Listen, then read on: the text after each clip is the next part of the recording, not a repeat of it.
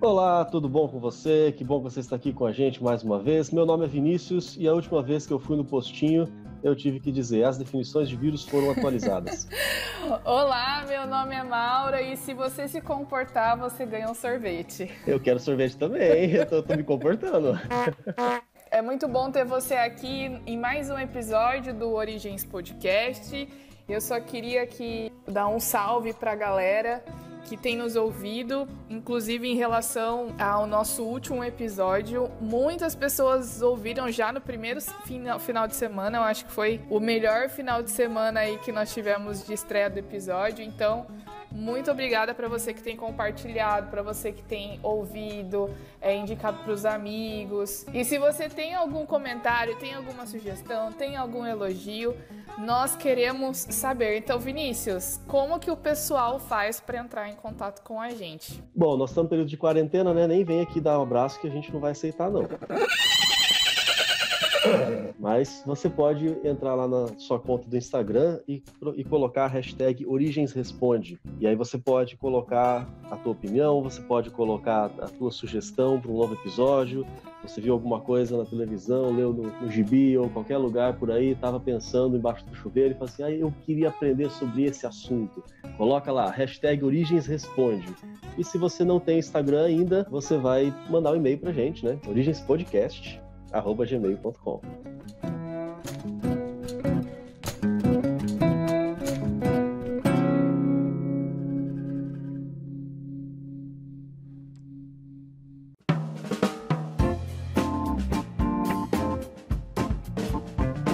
Bom, hoje o nosso assunto aqui é muito importante, de imensa relevância, atual, mas a gente promete que só vamos dar uma picadinha, não vai doer nada. Exatamente. Quando você menos perceber, já vai ter acabado, você vai poder ir para casa, vai poder passar na sorveteria. E o assunto é esse mesmo, agora você já tem a dica, né?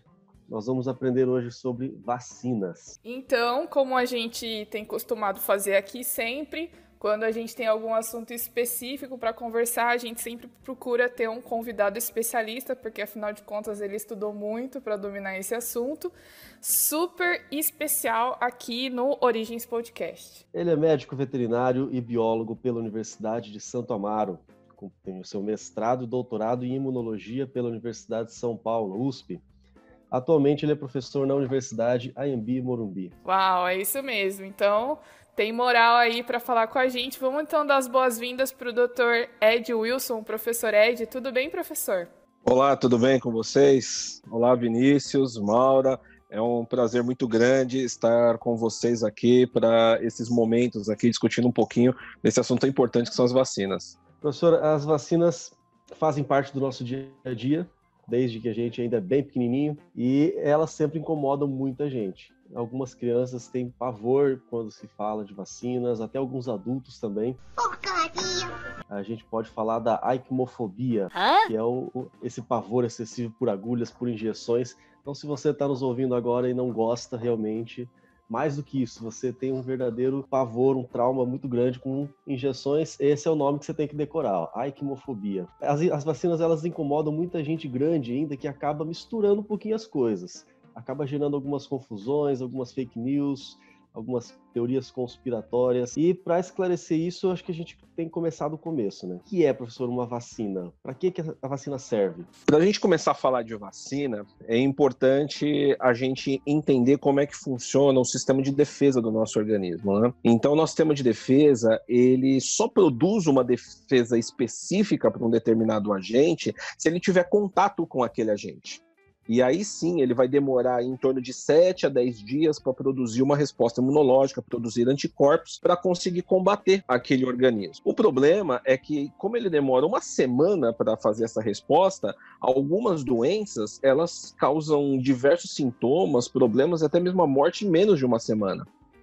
Então, por isso que as vacinas elas são tão importantes, né? As vacinas elas são substâncias biológicas que elas são introduzidas no corpo das pessoas a fim de protegê-las contra as doenças. Na prática, assim, a gente diria que elas ativam o sistema imunológico, elas ensinam o nosso organismo a combater aquele agressor.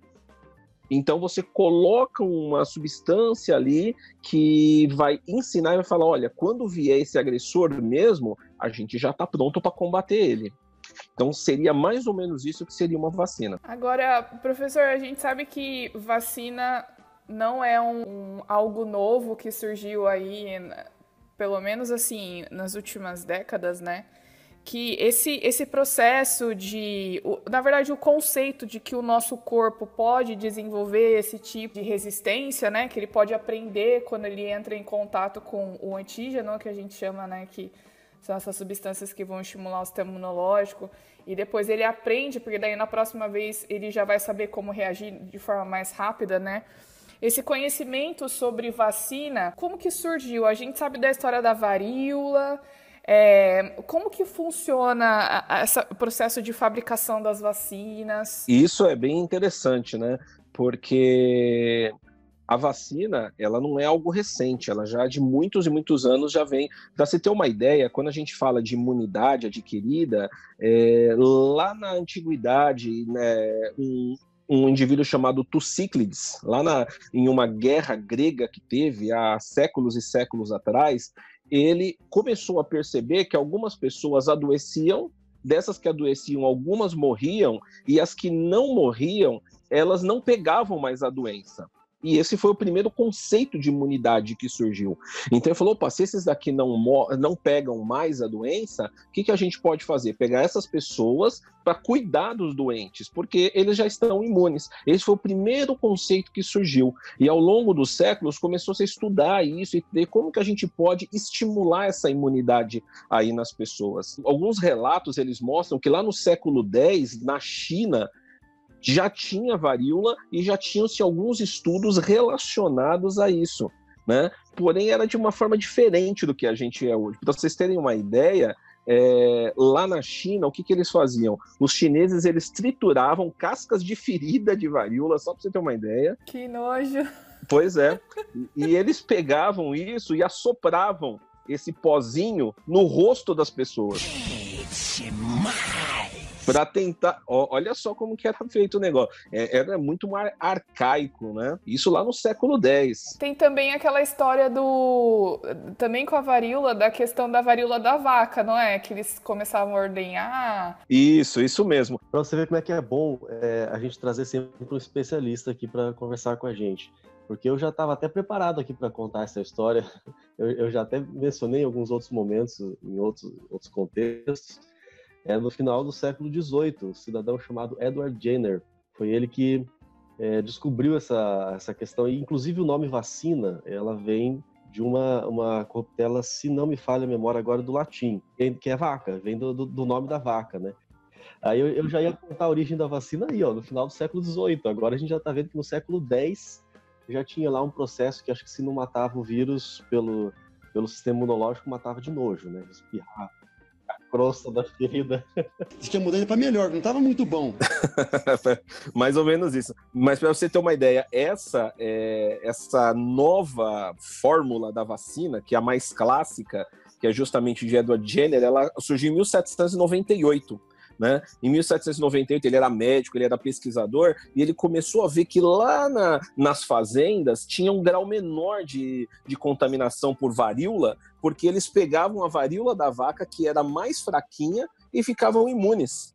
E aí ele falou, poxa, que ideia interessante. E naquela época não era igual hoje, né? Hoje a gente tem os comitês de ética, né? Ah, será que pode fazer isso? Será que não pode? Naquela época não tinha isso. Então Edward Jenner, o que ele fez? Ele foi lá e pegou a varíola de uma mulher que tinha se contaminado com a varíola da vaca, pegou ali secreções dela, ali das feridas dela, e contaminou um garoto de 8 anos de idade. Misericórdia. Além de ser nojo, porque ainda pega a secreção ali, o pus, né, da doença, ainda joga numa criança. Vê se pode. Se fosse hoje, a gente não teria essa vacina. Tava ruim. Agora parece que piorou. Mas de jeito nenhum. Então aí, essa criança, ela se tornou imune, começou a se perceber que aquele antígeno, ele criava anticorpos que combatiam não só a da vaca, como a humana. E aí, quando ele viu isso, aí sim, ele infectou seus filhos e se infectou, e aí ele surgiu essa nova nomenclatura, como veio da varíola da vaca, então vaca lá de vacinos, né, surgiu a vacina. Essa foi a clássica, né, das origens que a gente tem hoje aí. Eu acho muito legal a gente saber essas histórias aí. E claro que não foi só isso, né? Depois disso, começou a surgir outras, um outro que é conhecido também como o pai da vacinação, é Louis Pasteur, né, que em torno de 80 anos depois disso, surgiu com outras vacinas, como, por exemplo, a da raiva. E aí começou a surgir várias outras vacinas a partir daí. Que interessante, eu não sabia, porque normalmente a gente liga o nome do Pasteur com aquela coisa de pasteurização, do cara que foi importante para o estudo de micro-organismos, né, patogênicos. Agora, eu não sabia que ele também tinha trabalhado com vacinas, que interessante.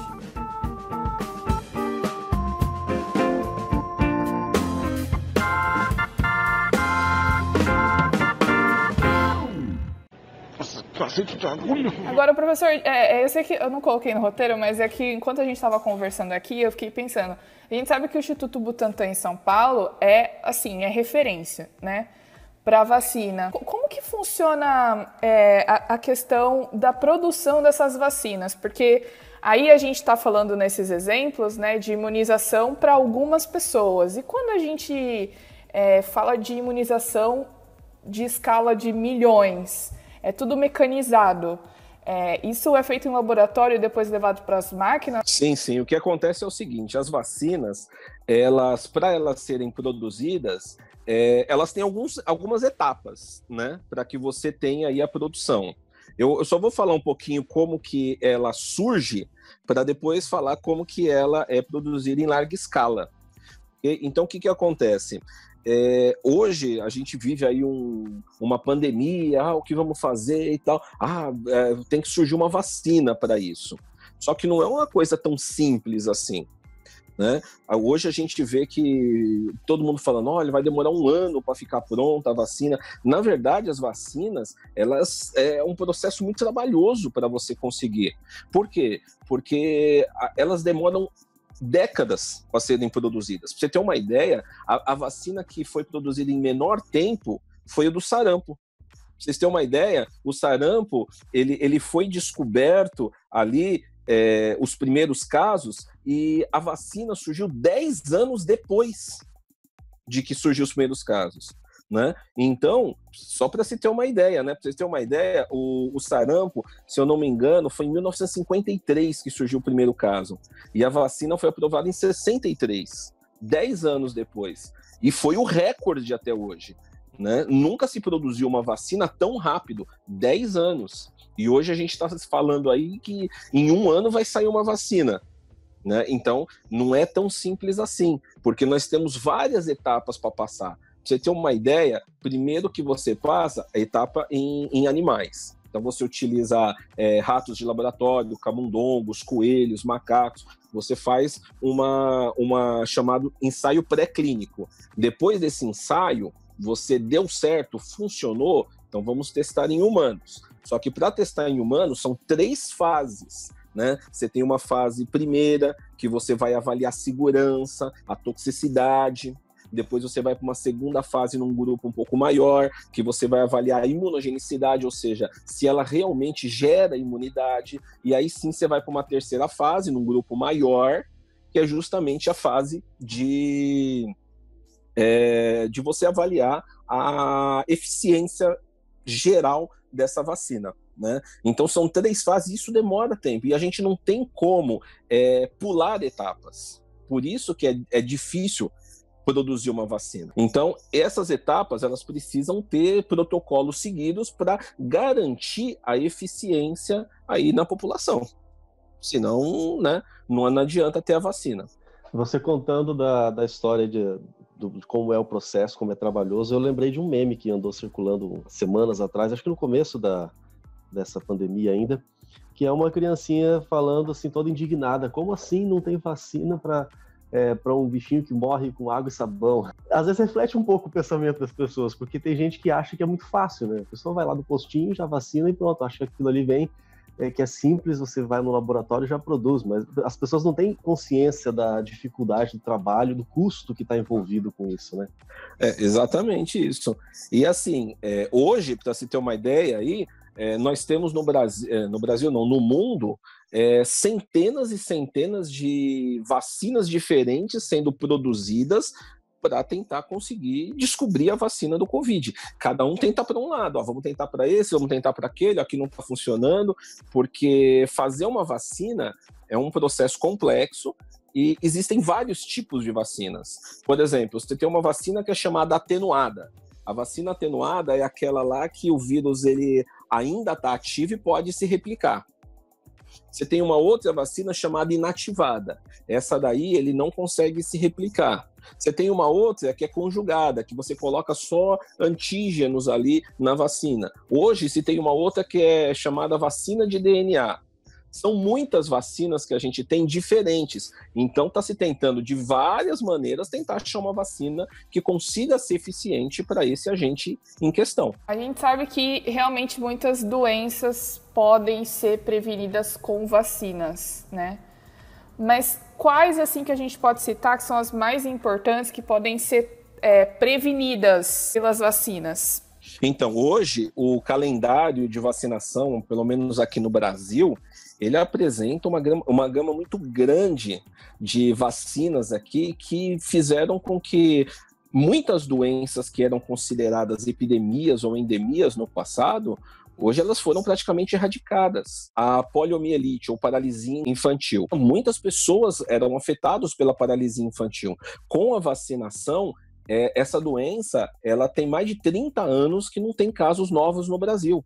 Ela foi erradicada no Brasil há 30 anos. Né? O sarampo foi uma doença que também foi erradicada no Brasil, só que devido à baixa vacinação nos últimos anos, ela retornou. Mas a gente tem várias vacinas, como, por exemplo, vacina para tuberculose, hepatite B, que é aquela que você dá na criança assim que ela nasce, difteria e coqueluche. Tem gente que nem sabe o que é difteria e coqueluche, que eram doenças comuns no passado, porque a vacinação praticamente erradicou também. Então, tem gente que fala, o que é difteria, o que é coqueluche? Nunca ouvi falar. Pois é, você nunca ouviu falar graças à vacinação. Tem várias, tétano, você tem a do sarampo que a gente já falou, varicela, rubéola, tem a da influenza, né, que é a da gripe, que você dá todos os anos, tem da raiva, enfim, são diversas. Hoje o calendário de vacinação brasileiro tem em torno de 17 vacinas que são dadas de forma gratuita aqui pelo Sistema Único de Saúde. É incrível isso. Eu tenho uma informação aqui que eu andei coletando quando a gente estava pesquisando para fazer esse episódio, de que no século XX é o século passado, de 1901 a 2000. Então não está muito longe. Mas a estatística mostra que 1 em cada 5 crianças, são 20% das crianças com menos de 5 anos de idade, morria de alguma dessas doenças infecciosas. E a vacina veio para praticamente eliminar essa mortandade toda, né? A mortalidade infantil, a taxa de mortalidade infantil caiu absurdamente graças à vacina. E você vê que a eficiência da vacinação, a importância da vacinação, os dados mostram, comprovam aí claramente, e hoje a gente está vivendo um problema de diminuição da vacinação. Pra vocês terem uma ideia, alguns dados, eu peguei dados ali do Ministério da Saúde, e ele mostra claramente que há em torno de 5, 6 anos atrás, a vacinação de crianças, ela beirava o 100%. Era de 98%, 99% as crianças que eram vacinadas. Os últimos dados que a gente tem, que eram de 2018, mostram que 56% das crianças foram vacinadas para poliomielite e 53% para o sarampo. Nossa, caiu muito. Então você vê que o número ele despencou. Por que o sarampo voltou? O sarampo voltou por baixa vacinação. E a gente está na iminência de paralisia infantil logo voltar também por causa dessa diminuição de vacinação. Isso daí é uma informação muito preocupante para a gente. A gente vai entrar daqui a pouquinho na questão dos motivos dessa redução, porque é um assunto que eu acho que a gente pode se demorar um pouco mais, serve de alerta para todos nós, né? E muitas vezes a má informação, a falta da informação acaba realmente custando a vida de muita gente. Mas antes de entrar nisso, você mencionou uma coisa agora há pouco, e eu quero puxar o gancho para tirar uma dúvida que é a dúvida de muita gente. Você falou da vacina da gripe, que a gente tem que tomar de ano em ano. Por que a gripe a gente toma de ano em ano e tem vacina que a gente toma lá depois que nasce e nunca mais toma? Algumas têm que fazer um reforço a cada 10 ou 20 anos. Essa é uma pergunta que a maioria das pessoas, inclusive diversos alunos meus, sempre me perguntam, mas por que, né? Qual a diferença? Então a gente precisa entender que cada antígeno, ele gera uma resposta imunológica do nosso organismo. E a gente precisa analisar isso de forma individual. Então você tem um vírus, você tem uma bactéria, mas aquele vírus ele vai desenvolver uma resposta imunológica dessa forma, aquele outro vírus de outra forma. Então a gente tem que combater, né, ou no nosso caso prevenir de forma individual. Então cada um ele tem o seu metabolismo. Então, por exemplo, no caso do vírus da gripe, que é o influenza, ele é um vírus altamente mutacionável. E o seu material genético é um RNA vírus, então ele está em constante mutação. O seu organismo, ele se prepara, você dá uma vacina na pessoa e ele se prepara para combater aquele vírus. No ano seguinte, aquele vírus se mutacionou tanto que o seu corpo não reconhece mais ele. Então, como ele não reconhece mais, ele não vai gerar a resposta imunológica que ele estava preparado para isso. Alguns vírus, eles têm essa capacidade de gerar mutações mais frequentes e fazer com que o seu organismo ele acaba perdendo isso. Então, você tem que constantemente estar tomando a vacina para você conseguir combater isso. Outras vacinas você toma pro resto da vida, outras tem que tomar a cada 10 anos. Tudo depende do metabolismo viral ou bacteriano, seja qual a vacina que a gente esteja dando. Isso daí gera muita dúvida mesmo. Algumas pessoas até falam assim, né? Inclusive quando falam da vacina da influenza, mas o meu avô fala que toda vez que ele toma, ele fica com gripe. Já viram isso, né? Sim, essa também o pessoal fala muito. Não vou mais dar essa vacina, não vou mais tomar, porque toda vez que eu tomo eu fico com gripe. Ele fica com gripe mesmo? Realmente isso pode acontecer. Pensa você vai lá tomar uma vacina. Quando você vai dar uma vacina, você vai tomar uma vacina, a pessoa lá, o enfermeiro, o auxiliar que está ali para aplicar a vacina, ele pergunta para você dormiu bem? Você se alimentou bem? Está cansado? Ele começa a fazer um monte de perguntas para saber como é que está a sua imunidade. Se a sua imunidade está boa, você teve febre nos últimos dias, né? Então ele começa a fazer essas perguntas porque ele quer saber se você está pronto para tomar uma vacina. Muitas vezes, quando você toma uma vacina, aquela vacina chamada atenuada, e você está com imunidade baixa, ela pode se proliferar e gerar uma doença. Então a gente precisa entender que às vezes acontece isso. Aí você fala, então eu nem vou tomar essa vacina aí, porque pode acontecer isso. Lembrando que esse vírus que você está tomando é um vírus atenuado, então os sintomas vão ser mais fracos. Se você tivesse contraído esse vírus aí na rua, ele poderia ser mais forte e promover a morte desse seu avô. Porque assim, né, cada pessoa reage de um jeito. Pegar o exemplo do meu avô, que tá se sentindo meio resfriado ou com gripe por causa da vacina, e achar que eu vou também sentir a mesma coisa, porque o meu corpo vai reagir diferente com a vacina que eu vou receber, né? Cada corpo funciona de um jeito. Exatamente, cada corpo funciona de um jeito. A gente não pode pegar o que aconteceu com o outro do que acontece com a gente, né? Algumas pessoas até falam, mas é ruim tomar vacina e tal. Bom, as vacinas, em alguns casos, elas causam febre, dor muscular, dor no local da aplicação. Às vezes acontecem alguns efeitos colaterais, mas os ganhos pela vacinação, eles extrapolam em qualquer esses probleminhas que a gente pode ter, né? Você vai ver algumas vezes, por exemplo, quando estava aquela epidemia de febre amarela, vocês devem se lembrar, foi uns 3 anos atrás. Aparecia notícias assim, olha, morreram 2 pessoas pela aplicação da vacina da febre amarela. Aí você olha a manchete e você fala, não vou tomar esse negócio aí, como assim? Morreu 2 pessoas? Só que nós tivemos 7 milhões de pessoas que tomaram a vacina. Então, a reação vacinal, ela foi de 0,001% em relação ao total de pessoas que tomaram a vacina, né? Então, a gente precisa compreender que, muitas vezes, os benefícios, eles extrapolam qualquer problema secundário que tem a vacinação.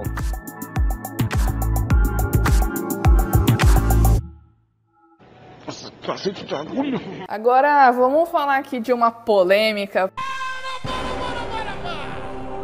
Para tudo aí! Porque daqui a pouco a gente vai falar sobre esses movimentos anti-vacinas, mas... Aqui a gente gosta de polêmica mesmo, viu? A gente joga, bota a boca no trombone e vamos resolver. Porque tem gente que diz que vacina é insegura, como você citou o exemplo, né? Se tem alguém se sentindo mal ali, tomou a vacina, eu não vou tomar porque eu vou sentir mal, vai que eu morro, né? Que tem gente que... Teorias da conspiração aí, que dizem que vacina serve para fazer controle populacional, que causa problema de saúde, transtorno como autismo, por exemplo, né? Porque eu acho que a gente pode falar sobre essa questão do autismo com o movimento anti-vacinas mais para frente, mas tem gente que usa essas informações para causar um certo pânico. Tem gente que afirma que o sistema imunológico não precisa de ajuda nenhuma, de substância que é fabricada em laboratório, que associa... por exemplo, que essa é uma estratégia da indústria farmacêutica para ganhar mais dinheiro. Então, mesmo que cause esses problemas, faça as pessoas ficarem doentes e mate algumas pessoas, tá tudo certo, porque isso é um complô, uma estratégia da indústria. O que você acha aí dessas teorias da conspiração? Pois essas teorias aí, cada uma delas, quando surge, ela é totalmente rebatida porque é totalmente infundada, né? A primeira delas aí que você falou, que eu me lembrei, né? Não, porque a indústria farmacêutica quer ganhar dinheiro. Bom, primeiro que aqui no Brasil, quando a gente fala de vacinação, quem dá vacina aqui é o Instituto Butantan, a Fiocruz e a Manguinhos, que são empresas do governo. Então não tem nada de fim lucrativo, não, porque a gente quer ganhar dinheiro, porque é indústria, isso daí já cai por terra aí. São indústrias governamentais. E aí você fala, mas por que o governo está fazendo isso? O governo faz isso, pessoal, porque é muito mais barato você dar vacina do que você tratar. Sem dúvidas. Para vocês terem uma ideia, eu tenho até um dado interessante que diz o seguinte: entre 2008 e 2017, 10 anos, houve 257 mil internações no Brasil, 257 mil decorrentes de doenças que poderiam ter sido prevenidas pela vacinação. Só para vocês terem uma ideia, sabe quanto foi o gasto? Isso aqui é uma estimativa que foi feita aqui, né? O Sistema Único de Saúde, ele gastou quase que 450 milhões de reais com doenças que poderiam ser simplesmente... Exatamente. Então, 450 milhões de reais foram gastos com doenças que poderiam ser prevenidas com a vacina.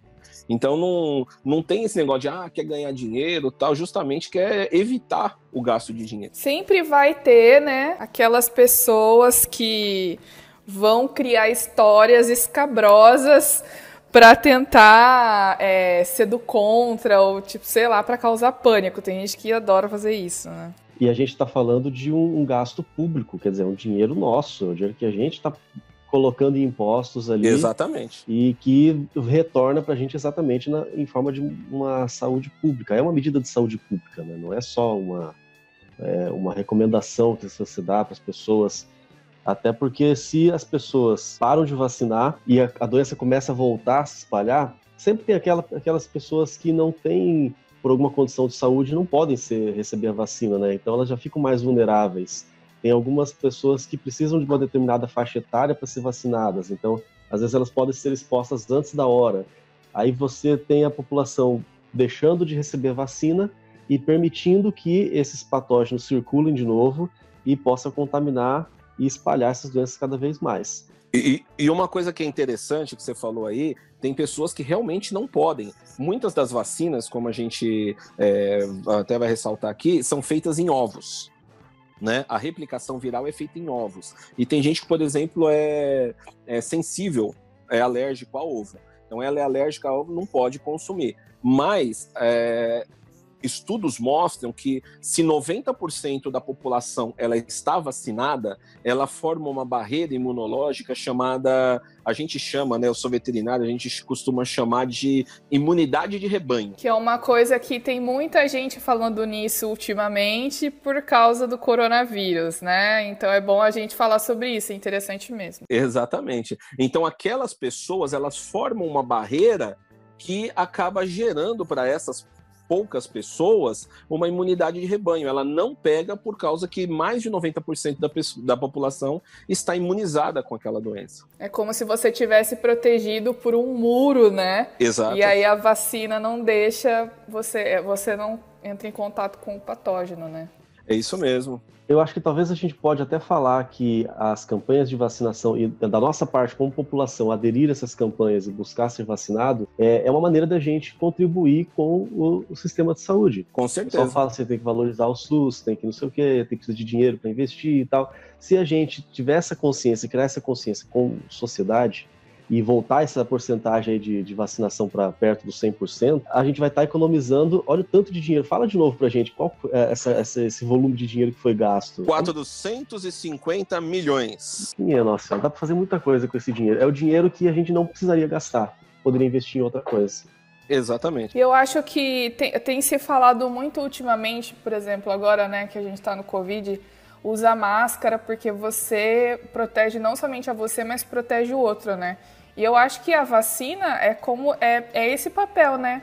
Porque eu não vou só me proteger, eu vou proteger também as outras pessoas que, quando entrarem em contato comigo, não vão pegar a doença. Exatamente, é isso mesmo. Então eu penso em mim e no outro, e lógico, além de ter toda essa questão de você contribuir para o país, para o SUS e, enfim, né, para realmente você canalizar os recursos para as pessoas que têm enfermidades que não tem nada a ver com tomar vacina ou não. Né? E para você ter uma ideia, o Estatuto da Criança e do Adolescente, olha só o que ele diz: se uma criança adoecer ou mesmo morrer por causa de uma doença que poderia ser evitada pela vacinação, o responsável pode ser indiciado por negligência ou até mesmo por homicídio doloso. Olha só que coisa. Então é uma questão legal ainda. Tem lei contra isso. Exatamente. Eu sou obrigado a levar meus filhos para vacinar.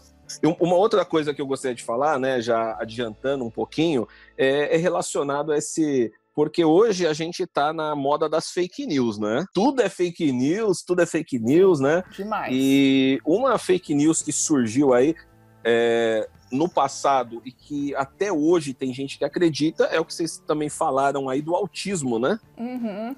Porque eu tava até dando uma olhadinha aqui e a Lancet, e eu tô até atropelando o Vinícius aí, mas a Lancet, ela publicou... Aqui é muita relação de amor e ódio, a gente se atropela, a gente se ama, mas o importante é que a gente consegue chegar no fim. Tem mais amor, né? Tem mais amor. Mas mais amor, isso aí.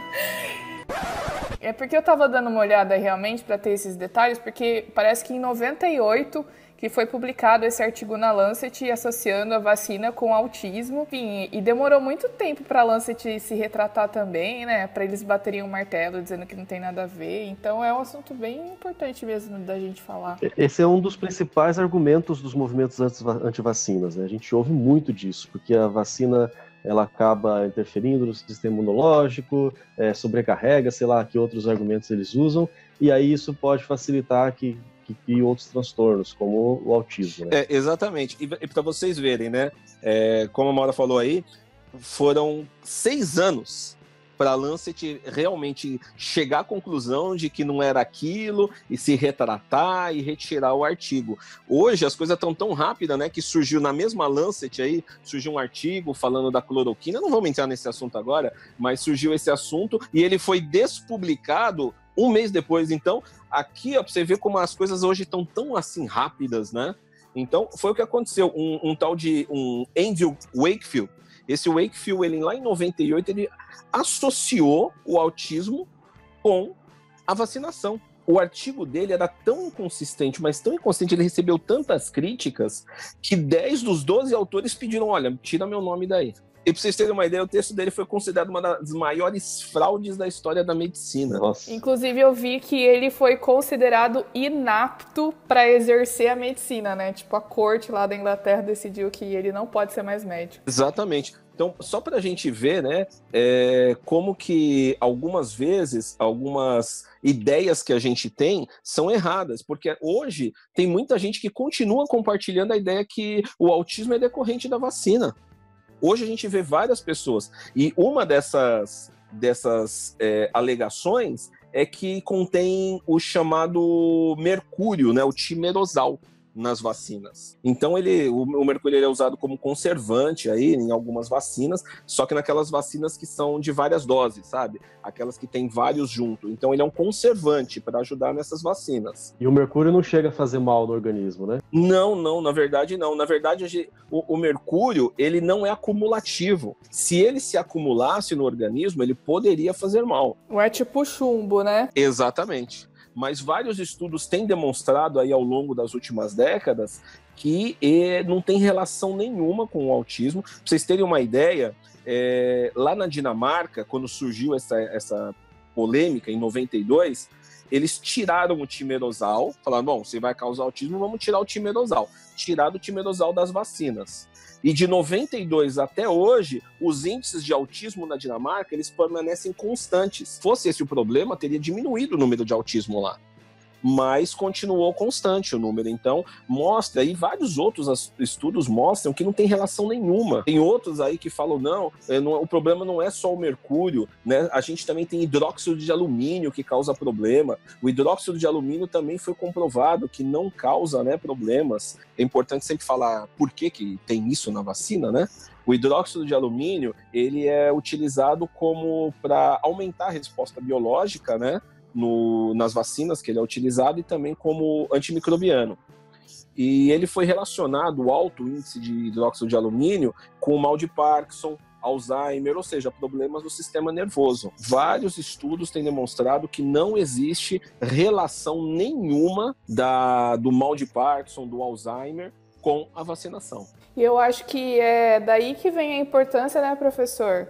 De passar por todas as fases que você citou há um tempinho atrás, de teste de vacina, toda essa questão ética, de testar em animais, depois testar na primeira fase nos humanos, depois para a gente realmente tentar eliminar o máximo possível de erros que possam aparecer, porque são vidas que estão em jogo, né? Exatamente.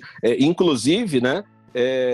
Falando de alguma coisa mais atual, né, por exemplo, o caso da cloroquina, que também é bastante debatido hoje, né, eu critico muito porque ele não passou por todas as fases. Aí tem gente que fala, você é contra a cloroquina. Eu não sou contra a cloroquina, eu sou contra usar um medicamento que não passou por todas as fases. É a mesma coisa que você chegar, olha, surgiu uma vacina aí, passou pelos testes? Não, só deu em camundongo, dá para todo mundo aí. Não é assim. Ela tem que passar por todas as etapas para depois ser aprovada. Você não pode chegar e sair dando na população em geral. Para te dar mais segurança, né? De que você pode usar Para te dar segurança. Para mostrar que ela é segura, ela não tem toxicidade e ela gera imunidade na pessoa, uma imunidade duradoura. É para isso que são feitos os testes. Agora, mencionando essa questão, eu lembrei de um caso, não é muito antigo também, um caso recente, envolve aí o nosso presidente, mas quando ele não era presidente ainda, que foi a pílula do câncer. Ficou bem popular aí. Um laboratório da USP começou a produzir a fosfetanolamina e ela estava ainda nas primeiras etapas para descobrir se realmente ela tinha condições de satisfazer essa demanda, né, a cura do câncer e tudo mais. Eu lembro nessa época eu ainda estava terminando meu mestrado e eu comecei a acompanhar o desenrolar dessa história, porque na hora que o cidadão propôs lá no Congresso a lei para obrigar a USP a entregar esse medicamento, eu já pensei, nossa, ele está fazendo besteira, porque ele está pulando etapa, né? Sabe se é seguro ainda. E eu comecei a acompanhar, vi que alguns estudos depois... Exatamente. A gente até vê que parou de falar, né? Ninguém mais fala da fosfetanolamina hoje, porque foram identificados grandes malefícios do medicamento. E alguns ratos que eram usados nos testes, eles começaram a desenvolver terríveis tumores em grande quantidade, e isso começou a a manchar a reputação da fosfetanolamina. Inclusive, na época, o Instituto do Câncer aqui de São Paulo, ele pegou e começou a fazer pesquisas e depois de algumas conclusões ele falou, realmente isso aqui não tem função nenhuma. Isso aqui pode causar mais malefício do que benefício. Ou seja, quiseram pular etapas e acabou dando nisso, não funcionou. É a mesma crítica que eu faço hoje à cloroquina. Se ela funcionar, ótimo, vamos usar, mas que passe por todas as etapas científicas. Tem alguns estudos que saem dizendo que ela é excelente, tem outros que dizem que não é. Então a gente tem que ter uma noção da segurança. E esse é um dos motivos da demora, né? A gente tem que determinar a concentração, a quantidade, que outra substância vai colocar na vacina, se vai ter mercúrio, se vai ter alumínio, se não, quanto que eu posso pôr, quanto que eu não posso, eu tenho que trocar, quer dizer, são muitos fatores, são muitas variáveis que a gente tem que considerar nisso, né? Exatamente, e é esse o problema, tem gente que não entende, tem gente que acha que é assim, sai dando... É igual, por exemplo, surgiu a gente pode até citar esse exemplo agora, surgiu um boato agora aí, olha, surgiu uma vacina da China que vão dar na população agora aqui, quer dizer, cloroquina não pode, mas vacina da China pode, ou seja, desvirtuaram totalmente o que está acontecendo.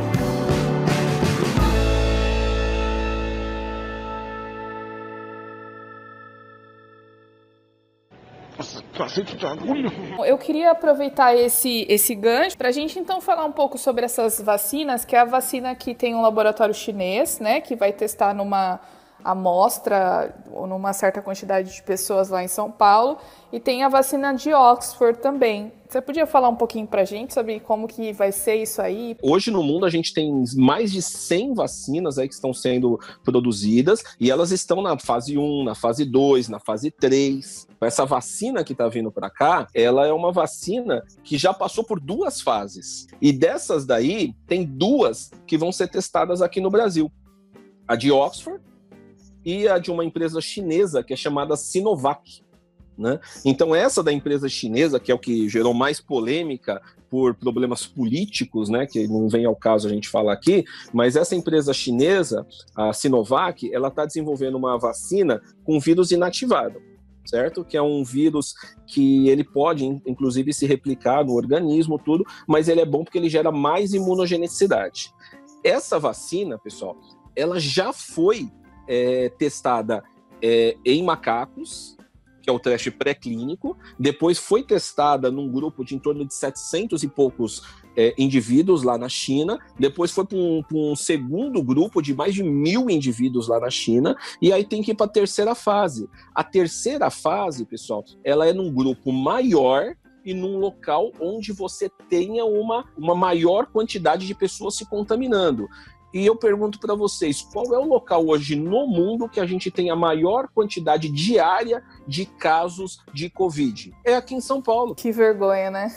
De dizer isso, que é no Brasil. É vergonha, não é? Mas é justamente isso. Você vê várias fake news por aí, porque vão vacinar a população aqui com uma vacina chinesa que não foi nem testada em humanos. Foi testada, teve 2 fases de teste. A terceira fase, ela não é feita lá porque ela tem que ser feita num local que tem alta transmissão. Então, escolheram São Paulo para fazer isso. E por que São Paulo aceitou fazer esse teste? São 9.000 voluntários que vão estar aqui fazendo esse teste. Por que a gente aceitou?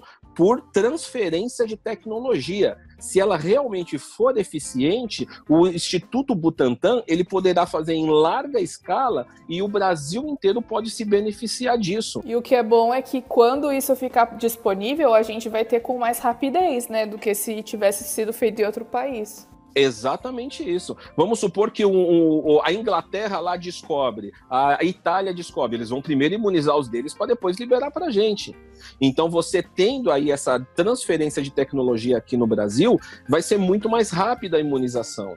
Então, eu não sou de um partido, não sou de outro, eu sou da verdade, da ciência. O que aconteceu? Isso aqui é verdade? Então, vamos seguir isso daqui, né? Hoje, a ciência está muito politizada. Tem gente que, porque eu gosto desse político, eu gosto daquele, então eu vou ser a favor disso, eu vou ser a favor daquilo. A gente tem que ter a mente aberta para saber o que a ciência nos mostra. É isso que é importante, né? E hoje ela mostra isso, essa vacina chinesa, por que escolheram o Brasil? Que ótimo que escolheram o Brasil. né? Porque agora a gente tem uma transferência de tecnologia para o Instituto Butantan e se realmente funcionar, a gente pode passar para todo mundo. E ela é uma vacina que foi segura, passou pela primeira fase, ela é uma que não gerou toxicidade e também gerou imunogenicidade, ou seja, passou pelas 2 primeiras fases. Né? E mais de 90% das pessoas tiveram aí êxito com ela. Então a gente precisa entender isso. Falando um pouquinho da chinesa, né? Você tem também a de Oxford, por exemplo. A de Oxford, ela na verdade foi uma parceria, né? É uma empresa italiana de biotecnologia lá, que fez uma associação com Oxford e fez associação com alguns outros grupos, né? E inclusive o Brasil faz parte disso. E também essa de Oxford, para você ver como essa de Oxford não teve nenhum caráter político, ninguém fala sobre ela. Mas ela também vai ser testada no Brasil, inclusive ela já começou, agora dia 15 de junho, ela já começou os testes aqui no Brasil, em 5 mil voluntários. Então você tem 5 mil voluntários lá no Reino Unido e 5 mil voluntários aqui no Brasil que já estão testando essa vacina. Então, mas por que 2? Por que não é melhor essa? Quanto mais variedade a gente tiver, melhor. Porque se essa der certo, vamos usar essa. Se aquela der certo, vamos usar aquela. A gente tem que ficar do lado da saúde, da ciência, e não de um político ou de outro, porque hoje está muito complicado isso daí.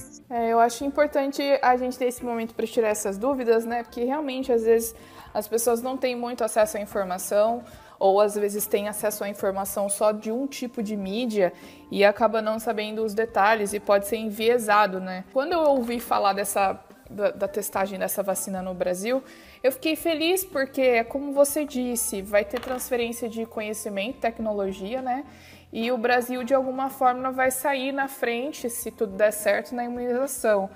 O que dá uma vantagem, né, em relação a outros países aí, porque o Brasil não é pequeno. E você produzir em larga escala milhões de doses, demora e tem que ter estrutura, e o Brasil tem essa estrutura do Butantan, né? Então é legal isso aí. E o Butantan é uma referência mundial. O Butantan, ele faz vacinas, diversas vacinas diferentes, que são, assim, reconhecidas mundialmente, né? Então, é extremamente importante a gente valorizar o que a gente tem aqui também, né? Porque tem muita gente que tem aquela síndrome de vira-lata, né? É do Brasil, não serve para nada. Não, a gente também tem tecnologia muito boa aqui. E parcerias como essa são muito importantes. Não importa se é com a China, ou se é com Oxford, ou com os Estados Unidos, não importa onde que é. É importante isso daí, justamente, transferência de conhecimento, transferência de tecnologia. Realmente, nossa, a gente precisa ter em mente que não basta sair acreditando em qualquer coisa que a gente vê por aí, né? Eu acho que essa história da China talvez tenha piorado, porque tem muita gente que ainda fala que a China criou esse vírus para poder lucrar depois. Quer dizer, é outra falta de informação, outra fake news, né? É verdade. Os respiradores, as máscaras, eles vieram tudo da China, né? Então esses podem vir, a vacina não. Né? Não é bem assim. Eles criaram a demanda, né? Fizeram o vírus, espalharam para o mundo inteiro para poder vender respirador e vender vacina. É verdade. Mas é isso aí, acho que a gente já está chegando perto do fim do nosso episódio, né? Eu já quero deixar aqui um agradecimento muito especial ao Dr. Ed Wilson Santos pela participação, por ter nos ajudado a esclarecer algumas dúvidas. A gente tem falado já desde os primeiros episódios, quando a gente começou a comentar sobre o que é ciência, como se faz ciência, de que a gente precisa ficar de olho nessas fake news também. Porque não basta você dizer assim, mas ele é um cientista de tal universidade. Cientistas são pessoas, isso é importante a gente entender. Ainda estão sujeitas a erros, estão sujeitas à corrupção. Esse médico ali, o Andrew Wakefield, que falou da história do autismo, eu vi aqui uma notícia de que ele estava envolvido ali com o rabo preso com alguns advogados que queriam lucrar em cima de processos contra os laboratórios fabricantes de vacina. Então era negócio ter um estudo que mostrasse que as vacinas causavam autismo. Quer dizer, o cara estava corrompido ali por trás, né? Eu sei de um estudo em 2012 que colocou muita gente contra os organismos transgênicos, porque mostrou também grandes reações maléficas e tudo mais, mas outro estudo que também foi retirado, que também coautores pediram para retirar o nome, e que os principais elaboradores do estudo também estavam com o rabo preso com indústrias alimentícias. Quer dizer, a gente não pode sair acreditando em qualquer notícia que a gente vê por aí. A gente tem que ir atrás e descobrir o que é verdade por trás dessas notícias. Bom, eu gostaria de agradecer vocês aí, só queria deixar uma mensagem final aí para os que estão ouvindo, né? A vacinação, ela pode ter algum probleminha ou outro, ela até pode ter, mas o ganho que você tem com uma vacinação, ele extrapola qualquer um desses. Tem muita gente que fala assim, mas com o avanço da tecnologia, naturalmente as doenças foram diminuindo. Não é assim, é só a gente ver. Parou de vacinar contra sarampo e poliomielite, começou a voltar.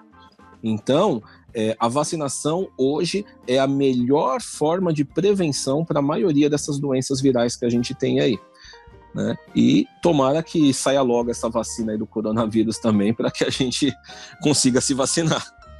Exato, eu acho que a gente só vai ter segurança mesmo, de que a gente está tranquilo em relação ao Covid quando saírem essas vacinas e começar a vacinação, né? Porque até lá ainda vai ser sempre essa sombra, assim, de que pode voltar, né? Mas, professor, muito obrigada por ter aceito o nosso convite e numa próxima oportunidade a gente chama de novo para conversar sobre outros assuntos legais. Obrigada por ter participado conosco aí. Eu que agradeço. Um grande abraço a todos aí e até uma próxima.